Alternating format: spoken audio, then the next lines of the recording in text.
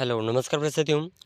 देखिए, राजस्थान के पशु परिचर एग्ज़ाम के लिए जो 2022 का मॉडल पेपर कवर कर रहे थे, इसमें हम 90 तक के क्वेश्चन पूर्व की क्लासेस के अंदर कर चुके हैं और इस क्लास के अंदर हम क्वेश्चन नंबर 91 से शुरू करेंगे।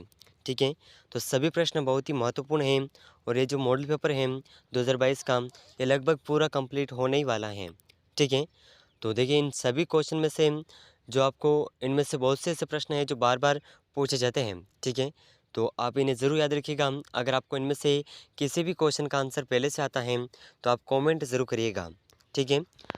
तो चलिए शुरुआत करते हैं आज के बहुत ही महत्वपूर्ण प्रश्न की, क्वेश्चन नंबर 91 से। तो देखिए, क्वेश्चन नंबर 91 के अंदर पूछा गया है, जैव रसायन के संदर्भ में एटीपी का अर्थ क्या है? तो देखिए, जैव रसायन के संदर्भ में ए टी और पी का अर्थ क्या है?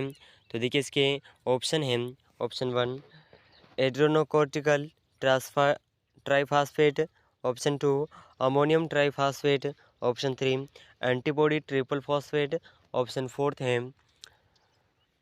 Adenosine triphosphate. तो देखिए, इन चारों ऑप्शन में से जो इस प्रश्न का सही आंसर है, एटीपी का जो अर्थ है यह है एडेनोसाइन ट्राइफॉस्फेट। ठीक है? तो ऑप्शन 4 बिल्कुल सही आंसर हो जाएगा। और पशु परिचय एग्जाम के अंदर जो पार्ट बी के क्वेश्चन होते हैं, ये वही प्रश्न हैं। और देखिए, पार्ट 1 के अंदर जो सामान्य ज्ञान पूछा जाता है, उसके क्वेश्चन भी हमने कंप्लीट किए हैं। ठीक है? तो 40 प्रश्न सामान्य ज्ञान के थे और अभी लगभग ये 90 तक के क्वेश्चन हम कवर कर चुके हैं और 91 से 100 तक के क्वेश्चन कंप्लीट हो जाएंगे। ठीक है? तो इस पेपर के अंदर लगभग टोटल क्वेश्चन है 120 प्रश्न। ठीक है? तो अभी देखिए, इसमें से 30 प्रश्न हैं और 10 प्रश्न हम आज की इस क्लास में कर लेंगे, तो 20 प्रश्न और बचेंगे। तो इन 20 और 30 प्रश्नों को मिलाकर के टोटली 120 में से आपके कितने क्वेश्चन सही होते हैं, कमेंट ज़रूर करिएगा। और इनमें से आप मान के चलिए कि 5 या 10 क्वेश्चन ऐसे हैं जो आपको आने वाले पशु परिचय एग्ज़ाम के अंदर देखने को मिल जाएंगे। ठीक है? कंप्लीटली देखने को मिल जाएंगे। तो इस पेपर को पूरा देखिएगा, सभी प्रश्न बहुत ही महत्वपूर्ण हैं। चलिए नेक्स्ट क्वेश्चन, क्वेश्चन नंबर 92। बहुत ही शानदार क्वेश्चन आपके सामने है। मधुमेह द्वारा विशेषाकृत एक नैदानिक स्थिति है। तो देखिए, मधुमेह द्वारा विशेषाकृत एक नैदानिक स्थिति कौन सी है? तो इसके ऑप्शन हैं। ऑप्शन 1 अपर्याप्त या अक्षम इंसुलिन के कारण रक्त शर्करा के स्तर में वृद्धि। ऑप्शन 2 है अपर्याप्त या अक्षम इंसुलिन के कारण रक्त शर्करा के स्तर में कमी। ऑप्शन 3 है अतिरिक्त इंसुलिन के कारण रक्त शर्करा के स्तर में वृद्धि। और ऑप्शन 4 है अतिरिक्त इंसुलिन के कारण रक्त शर्करा के स्तर में कमी। तो यहाँ पर लगभग ऑप्शन सेम है, लेकिन इसमें से जो ऑप्शन 1 है, यह सही आंसर हो जाएगा। अपर्याप्त या अक्षम इंसुलिन के कारण रक्त शर्करा के स्तर में वृद्धि, इसका मधुमेह द्वारा विशेषीकृत एक नैदानिक स्थिति है। ठीक है? तो ऑप्शन 1 इस प्रश्न का बिल्कुल सही आंसर हो जाएगा। तो देखिए, नेक्स्ट क्वेश्चन है क्वेश्चन नंबर 93। बहुत ही शानदार क्वेश्चन है और महत्वपूर्ण भी है। ठीक है? प्लाज्मा और सीरम के बीच मुख्य अंतर की, यहाँ पर रिक्त स्थान है, तो मुख्य अंतर की उपस्थिति या अनुपस्थिति है। तो देखिए, प्लाज्मा और सीरम के बीच मुख्य अंतर की जो उपस्थिति या अनुपस्थिति है, ये कौन सी है? तो इसके ऑप्शन है। Option 1 thrombinogen, option 2 fibrinogen, option 3 albumin, option 4 है ग्लोब्यूलिन। तो देखिए, इन चारों ऑप्शन में से इस क्वेश्चन का जो सही आंसर है, ये सही आंसर हो जाएगा ऑप्शन, तो ऑप्शन बी बिल्कुल सही आंसर हो जाएगा, फाइब्रिनोजेन। ठीक है? ज़रूर याद रखिएगा, बहुत ही महत्वपूर्ण क्वेश्चन है। चलिए नेक्स्ट क्वेश्चन, क्वेश्चन नंबर 94। ठीक है? तो बहुत ही शानदार प्रश्न है क्वेश्चन नंबर 94। निम्नलिखित में से कौन सा जल में घुलनशील विटामिन है? तो देखिए, जल में घुलनशील विटामिन कौन सा है? तो इसके ऑप्शन है। Option 1 vitamin A, vitamin C, vitamin D, vitamin E. तो देखिए, इन चारों ऑप्शन में से जो जल में घुलनशील विटामिन है, ठीक है, ये घुलनशील विटामिन हो जाएंगे ऑप्शन बी। ठीक है? विटामिन सी जो है यह घुलनशील विटामिन है। ठीक है, तो ज़रूर याद रखिएगा, बहुत ही महत्वपूर्ण प्रश्न है। चलिए नेक्स्ट क्वेश्चन, क्वेश्चन नंबर 95। तो देखिए बहुत ही शानदार प्रश्न आपके सामने है। बधियाकरण या जन दशासन सॉरी जनदनाशन की किस विधि में बर्डिज़ो केरेस्टेटर का उपयोग किया जाता है? तो देखिए बधियाकरण या फिर जनदनाशन की कौन सी विधि है जिसमें बर्डिज़ो केस्ट्रेसर का उपयोग किया जाता है? तो देखिए इसके ऑप्शन हैं खुली विधि, ऑप्शन 2 अर्ध खुली विधि, ऑप्शन 3 बंद विधि, ऑप्शन 4 है अर्ध बंद विधि। तो देखिए इन चारों ऑप्शन में से बधियाकरण एवं जनदनाशन की वह विधि जिसमें बर्डिज़ो केस्ट्रेटर का जो उपयोग किया जाता है, यह विधि है ऑप्शन। तो देखिए इस प्रश्न का ऑप्शन सी बिल्कुल सही आंसर हो जाएगा, बंद विधि। ठीक है, देखिए नेक्स्ट क्वेश्चन, क्वेश्चन नंबर 96। तो देखिए बहुत ही महत्वपूर्ण प्रश्न है क्वेश्चन नंबर 96।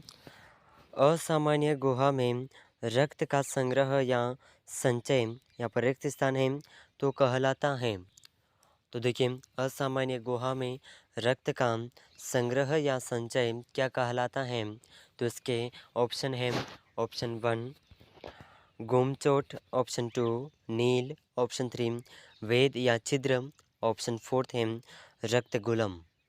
तो देखिए इन चारों ऑप्शन में से इस क्वेश्चन का जो सही आंसर है, जो सही आंसर हो जाएगा असामान्य गुहा में रक्त का संग्रह या संचय रक्त गुलम कहलाता है। ठीक है, ऑप्शन डी बिल्कुल सही आंसर हो जाएगा। तो देखिए अगला प्रश्न, क्वेश्चन नंबर 97, बहुत ही महत्वपूर्ण प्रश्न है। अभिघातज माइयसिस को रिक्त स्थान हेतु के रूप में भी जाना जाता है। तो देखिए अभिघातज माइयसिस को किस रूप में जाना जाता है? तो देखिए इसके ऑप्शन है ऑप्शन 1 सर्पदंश, ऑप्शन 2 बिच्छू का डंक, ऑप्शन 3 मेघवगाट अपादक अपादक गाव। ठीक है, और ऑप्शन 4 है भू अपदारण। तो देखिए इन चारों ऑप्शन में से इस क्वेश्चन का सही आंसर हो जाएगा ऑप्शन। तो इसका ऑप्शन सी बिल्कुल सही आंसर हो जाएगा, मेगट गांव या अपादक गांव के रूप में इसे जाना जाता है। ठीक है, नेक्स्ट क्वेश्चन, क्वेश्चन नंबर 98, बहुत ही महत्वपूर्ण क्वेश्चन है। ठीक है, निम्नलिखित में से कौन एक निस्राव शिष्ट है?